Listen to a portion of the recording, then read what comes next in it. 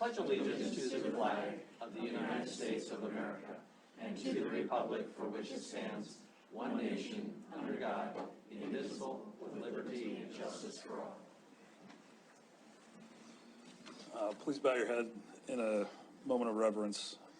God of shelter, give refuge to those who suffer violence and abuse in unsafe homes. Bring your peace. God of deliverance, release those who are enslaved and controlled by abusers and give them sanctuary. Bring your freedom. God of compassion, defend the abused and the innocents who witness violence. Bring your hope. God of salvation, surround, guide, and heal those who abuse and bully others. Bring your light. God of perfect love, move us towards holiness in our relationships with you, with one another, and with creation. Bring your assurance. God of shelter and peace, deliverance and freedom, compassion and hope, salvation and light, perfect love and assurance, hear our prayer. Amen. Amen. Amen. Denise, would you please call the roll? Councilmember Shaw. Here. Gulick. Here. Neese. Here. Owen. Here. Joy. Present. Kennedy. Here. Assman Leiter. Here. Tidswell. Here. Boyette. Here. Repsis. Here. Mayor Cole. Here. Council, we've got two sets of minutes on our agenda tonight, March 25th and April 8th. Are there any changes or motion concerning one or both? Councilmember Boyette. Thank you, Mayor. I move that we approve the minutes for March 25th, 24, and April 8th, 2024 as read. Motion by Councilmember Boyette, second by Councilmember Neese. Are there any changes or discussion before we proceed to a vote? Seeing none, if in favor of the motions is for approval, both sets of minutes, please say aye. Aye. If opposed, nay. Motion passes unanimously. Council courtesies tonight. Councilmember Ripsis, I know you had a courtesy. Yes, thank you, Mayor. As I've done for the last couple of years, I wanted to take a few minutes tonight and just recognize some of our younger citizens here in Billings. Valley Federal Credit Union sponsors an event called The Hive, which is essentially a Shark Tank-like competition for high school students, bringing forward business ideas and connecting them and in some cases giving them strong funding for their ideas. So I wanted to introduce Brandon Scala and have him come up, tell us more about The Hive and introduce some of the students he's brought along with him this evening. Mayor and Council, thank you. So yeah, this is the third year we've put on the Hive project. It is a Shark Tank-ish event where Valley and Northern Hotel is also a huge sponsor. We pony up a pretty good amount of money. The winner gets $5,000, second place gets $1,500, third place gets $1,000. Denise, would you read item number 7? Tax increment financing assistance from the East Billings Urban Renewal District, eBird, to 1889 Brewing Company, LLC, for redevelopment costs up to a maximum reimbursement of $40,837.16 as recommended by the Bird District Board. Good night, City Council and Mr. Yeah. Mayor. How are y'all doing? Hope well. Sorry to keep you so long, but I'm Michelle Harkins. I'm here on behalf of the Bird, the Billings Industrial Revitalization District, representing 1889 Brewing Co., Matt and Lindsay Miller.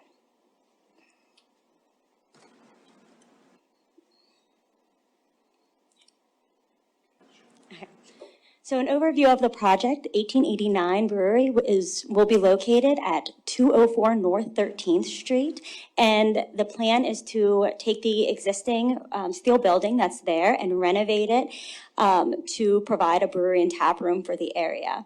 The current state of the project, it used to be a paintless dent repair shop. And they are not purchasing the building, but they have gotten permission, and I've talked to the property owner, and they're very excited about this project. And as Matt and Lindsay say, the 1889 Brewing Company is a family-owned and ran beer manufacturer and tap room, drafting inspiration from the vibrant history of Montana with a mission to craft exceptional high-quality beers that pay homage to the remarkable landscapes and fascinating stories that make Montana so special. Okay. So the project entails demolition of all the existing interior structures, and they're going to build that out, having ADA bathrooms and making everything compliant and accessible. The exterior improvements will include fix to the facade, new concrete pads, but majority of it's going to be putting in a city sidewalk that is currently not from the east to the west side of the property. It's not in existence. Doing a new and then they're also going to be doing security updates, lighting updates, and then we're going to be updating the electrical going from the service to the outside of the building as well. And they will be doing a new approach to get into the building to fit code. The request is that the Bird recommends to City Council a TIF reward of $40,837.16 towards the improvement, resulting in 13.58% of the total project cost of $664,018. This becomes a 7-to-1 private investment to TIF funds request. Like I said before, city sidewalk and approach, electrical upgrades, landscaping, fencing, facade, and security. This meets a lot with the eBird master plan to infill, increase economic growth, revitalization, and community growth and impact in the area. Here's the project by the numbers. I don't know why that's messed up there, but out of the total project, they would be doing private investment for $252,827. And like mentioned above, most of it will be going to the electrical upgrades, the sidewalk that's not there for the city portion, and other security and lighting upgrades to the building was our strong focus this time. So if you look where the big red pin is, that is where the proposed location for the 1889 Brewing Company is. It is located on the eBird's Main Street on 13th Avenue. So bring more life and rejuvenate the area, but it is located, number one, you can see down the list, we have 406 Lawn, Red Ox Store, the manufacturing, Better Together events, Toucan, Undammed, and Mr. Thrifty. That's all in that area. A lot of them are going through renovations or have been TIF projects. All right, so I will answer any questions you all might have for me. Thank you. Very good, thank you. Great to see things happening in eBird. Councilmember Owen? Thank you. You may not know the answer to this, so if we need to defer to when the project sponsors speak, that's fine, but I'm guessing this is kind of a bootstrap, putting their money into this, but the design that was shown up there is not very septetti. No. It doesn't give us a whole lot more windows or eyes on the street. So I'm wondering if there's been any discussion of like maybe outdoor patio or something to that effect that would put more visual eyes on the street. Yes, so there is more windows going into the building. What slide is on? And they are improving the door and the garage in the back. We are doing lighting upgrades to the property as well and landscaping. So a lot of those things fit into the SEPDED. So we will be helping with the window replacement and door replacement and stuff to actually bring more light into the building. But no outdoor seating. Oh, they are doing an outdoor patio on the back. It's behind a big garage door. When you go to the alley, there's a huge garage door in the back, if you can see, Mr. Thrifty's in the rear, and they'll have a patio placed out there. Is that? And it looks like we've got Matt and Lindsay. If they would like to Yes. come forward, please do. This is your project, so. Can you comment on that I question? can actually. So for the patio area, it's actually more along the lines where that cement pad is kind of in that picture. The idea behind that is to re-pour that, kind of have a security fencing around that. And then we're also looking at possibly putting up kind of like a pergola and then having hops grow up above it to kind of provide shade because that is southern exposure and we know how it gets pretty hot in the summer in the south. And then as for signage, we're also looking at doing a flag mount sign right at the corner of 13th and 2nd that states brewery to kind of show visualization as to where it actually is. Maybe the text will probably be facing the other way because the way that this building sits back, it'd be kind of hard to see that from either of the streets. And then, like Michelle said, adjusting all the windows to be basically they won't be able to be open, but they'll allow more light to it. The front retail doors will have a lot more glass to them than they do now. So. Okay, thank you. You want to add something to that, Michelle? Oh, yes. Or- And for facade work, to improve the building, they're also doing, some metal coating on the bottom and painting the building, so. Yeah, we're to do kind of a metal wainscoting along about 4 feet up, and then we'll change the color of the building as well to kind of brighten it up. Great. Matt and Lindsay, is there anything else you want to tell us about your project or anything else in the way of sort of a mini presentation? No obligation, but you're welcome to. No, I think our only comment would be that we're just really excited to get started and kind of be one of the businesses that's watching from the ground up as the eBird really starts to revitalize that area and get going on some of the projects we've seen in the master plan. And it's sort of why we fell in love with the area, so we're just really excited to get started. Very good. Any other comment or questions for our developer or for Michelle? Councilmember Denise and Councilmember Shaw? Thank you, Mayor. This is for you, Michelle. This is a award to a business owner with a lease. And so have you looked at the lease as far as how long a term a lease it is, what type of options they have, if, as far as a landowner, kicking them out early, things like that, to make sure that the investment we're doing here is going to pay off in 13 years? Yes, yes. So it's a very long-term lease, but the improvements that the TIF has decided to make into this property are the electrical upgrades and the sidewalk for the city repair, and then just lighting and security on the outside of the building. So even if this business for some reason does not work out, the TIF investment into the property are stuff that's bettering the whole community in the district and that block and whoever would come into that building next. That's why we paid particular interest to those asks, so that they would be in the long term successful for the building and the community. Thank you. Thank you. Councilmember Shaw?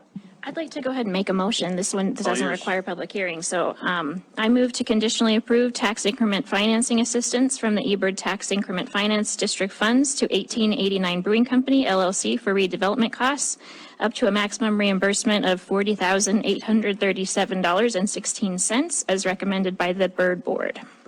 Second by Councilmember Gillick. Very good. Would either of you like to speak to your motion or second? I'll speak to it quickly just to say it really is very exciting to see the progress that's happening in this neighborhood. I really like seeing the map of the new businesses that have come in. And so I share your excitement in this area, revitalizing it. And thank you for your investment. And you're putting up a lot of private equity to do this. So I wish you all the very best. Very good. Councilmember Gillick? Yeah, I guess I'd also add my appreciation for, being a pioneer in the area. Not the only, that's great. You can be part of community and that's a great entrepreneurial spirit. So I appreciate that and the activity you're going to bring and to the Bird staff and board for bringing this forward as well, supporting your efforts. Very good. Any other discussion on the motion? Councilmember Denise? Thank you, Mayor. I think we need to, when we look at businesses that are going to help the community, I think this is going to bring activity down the eBird. It'll bring some tax dollars in, but I think when we look at the type of industry we want in the city, we want to look at what it's doing to our whole community. And I think that we have to realize that, and this is based on the 23 community health needs assessment, that 23.2% of the area adults are excessive drinkers, heavy drinkers, binge drinkers, and that's affecting 43% of our community that is saying it's negatively impacted by substance abuse. And so I would hope that while this business is going to probably pass tonight and it's going to be developed and it's going to be operating, you're going to have a lot of people on the streets and that you understand what the impact of your industry is having on our community, because we have a lot of people who are in the shadows and suffering and causing things that eventually lead to further public safety issues and stuff like that down the road. So I would encourage you as your industry to look in ways to impact the community outside of your current organization. I've said this the last time to the last TIF applicant we had here, and I think it is something that we as a community need to really work and focus on, is more of this problem with our community that's kind of hidden and underneath the ground. So thank you. Thank you. Any other comments? I'll just comment that this is why we have TIF.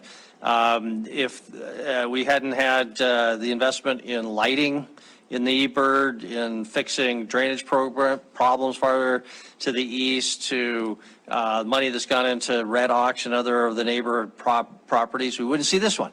But it's part of this beneficial rising tide that lifts all boats, and this is just an example of why TIF works. So thank you, go forth and prosper.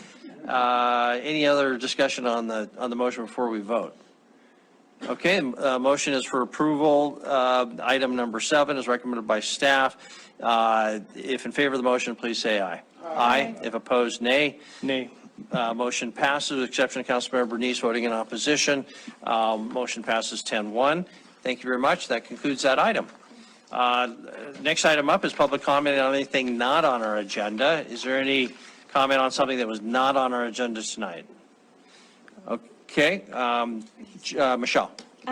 Hi, Michelle Harkins again. I just want to let everyone know that we break the ground on the dog park tomorrow and have that completed. And then as soon as that's done, we'll move on to the disc golf course for North Park. So just wanted to let everyone know that that's occurring. Thank you. Very good, thank you. Any other public comment, Mr. Williams? Again, my name is Daniel Williams, 817 North 19th Street. I appreciate that it's late in the evening and we all want to go home, so I'll make it really brief. Know that there's a lot of story behind this. Recently, one of my vehicles was lit on fire on the street. And as a result, I had to pick and choose which one of my cars, mine, my wife's, my child's car, ends up being parked on the street. And in replacing the vehicle that was lit on fire, we purchased a new vehicle, and as you are surely aware, you get a 40-day sticker that you put on the back of that vehicle. I did so. My son has this really weird habit of backing his car into the driveway, and so from the front with a 40-day sticker, it looks like it's an unlicensed vehicle. That precipitated into city code enforcement, and this is really why I'm here. I don't really know what to do about this. They wrote me not one, but 3 different citations for having my own vehicles parked in my own driveway, saying that they were unlicensed and inoperable. They used 2 different codes. One is 271307 and the other one is 18303 to essentially say that you are not allowed to have a brand new unlicensed vehicle. You are not allowed to have an inoperable vehicle. I don't really know what to do about it. We took it to court. The judge essentially dismissed it mostly on technicality issues. At the time we went to court, another one of my vehicles had just coincidentally broken down. I was in the middle of repairing it, changing a clutch master cylinder, which is not a long, hard thing to do. But I just really don't know what to do about that. And so I would like to see if there's some way that we can have a discussion to clarify to code enforcement that you are indeed allowed to buy a brand new vehicle. You are indeed allowed to have an unlicensed vehicle on your own property. I can't stress that enough. It was completely parked on my own property and they wrote me a ticket because my license plate was expired. The truck never left my property because it had an expired license plate. I was following the law and storing that vehicle on my own property. I have taken this to code enforcement. I've spoken with Chris Kukleski about it, Tina Hoger, Clayton Gundensman, Justin Anderson, and Marshall Gallunt. This is not my first go around trying to resolve this issue. And if you guys have any suggestions as to how I can effectively deal with this so that I can own my own property on my own property, I am all ears. Mr. Williams, we'll ask for a report from staff to get their side of the story. My understanding is you're saying that your licensed vehicle was fully operable. Is that correct? Correct. Right after they wrote me the citation, I had gone to their office in an attempt to resolve whatever this issue was. Their response was, instead of telling me that my son's car didn't run, they decided my truck didn't have a license plate and they wrote me a ticket for an inoperable vehicle. I immediately went home and within 6 or 7 minutes of the citation being written, I have a video of my truck running. Like there's nothing wrong with it. I get in it, turn the key, fires right up. Really this is, and I have since licensed the vehicle. It's honestly not worth the hassle of being told that I can't have and maintain my own property the way that I think is appropriate. And so I went through the extraordinary expense between that and my RV that also was parked on my own property. I spent a little over $500 in licensing fees, fees that I probably will, I shudder to think I will ever get the use out of that. But at any rate, I did do that. And I think the real issue here is that they're continuing to do this. And I think that The Article 27 is a building code. It's a code that requires you to have 2 off-street parking spaces. And it says what is allowed, but it doesn't say what's not allowed. And they read it as if it's not explicitly allowed, that means it's not allowed. Okay, what, would you send us an email with your contact information? There's a couple different vehicles being involved here, and I'm not sure I understand it. It gets very So- confusing very so fast. Send us an email if you would, maybe kind of repeat some of the key facts there, and then we have something to forward on and just ask for an explanation. So Okay. we appreciate you bringing it to our attention, though. Okay, thank you. Thank you very much. Very good. There's nobody else present with us to make public comments, so we'll close the public comment period. Council initiatives, Councilmember Boyette. Not an initiative, but I forgot to say this. This is important, I think. One of my relatives came from Baton Rouge, Louisiana, and wanted to see the rims in the river, also 1426 wicks. And I said, what in the world is 1426 wicks? It turned out to be one of the dirty dozen houses. It made national news, so we had to go show them how beautiful this property is. So I have to give code enforcement the kudos. Wow, what a job they did. So the other thing is what we do here does affect people. People do see what we do, and this was a big win. Very good. Thank you. We are adjourned.